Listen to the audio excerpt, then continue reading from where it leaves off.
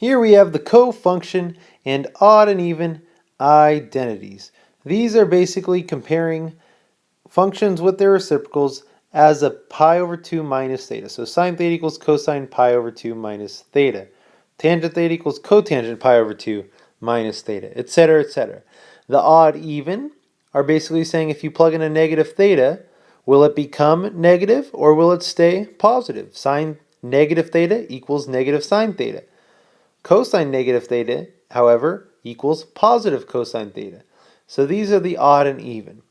These problems are fairly straightforward. They're all pretty similar using both of these identity groups. Here we have if tangent theta equals 1.28, find cotangent theta minus pi over 2. Notice we have theta minus pi over 2, but all of our cofunctions are pi over 2 minus theta. So if you recall how we switch those around is, we could factor out a negative 1. This would become negative theta plus pi over 2.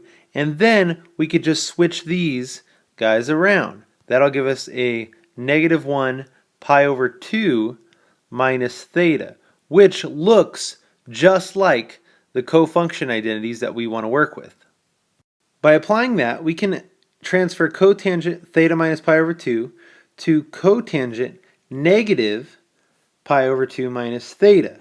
From here, let's take a look at our even odd identities. Looking for cotangent, cotangent negative theta equals negative cotangent theta.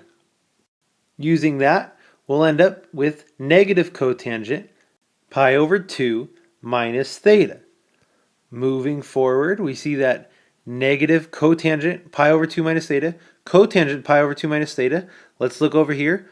Cotangent pi over 2 minus theta is equal to tangent theta. So I could substitute this cotangent pi over 2 minus theta for tangent theta. So I did that here, leaving me with a negative tangent theta.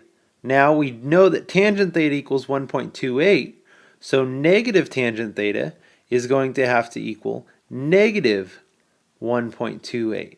And that's what my answer is going to be.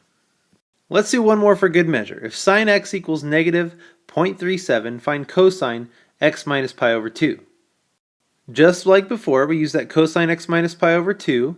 We factored out a negative because we want to get it to pi over 2 minus x. That leaves us with cosine negative pi over 2 minus x. From there, let's look up at our even odd identities. I know cosine negative theta equals cosine theta. So just because there's a negative here, it's still going to end up positive. So this cosine negative pi over 2 minus x is going to leave us with cosine pi over 2 minus x, right? Cosine negative theta equals cosine theta. Cosine negative pi over 2 minus x equals positive cosine pi over 2 minus x. From there, let's look up at our cofunctions. Here I have cosine pi over 2 minus theta equals sine theta.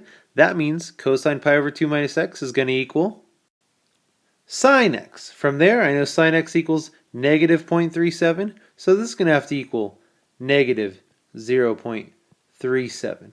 And there's my answer. And I have nothing to say, but I know you'd want to see this.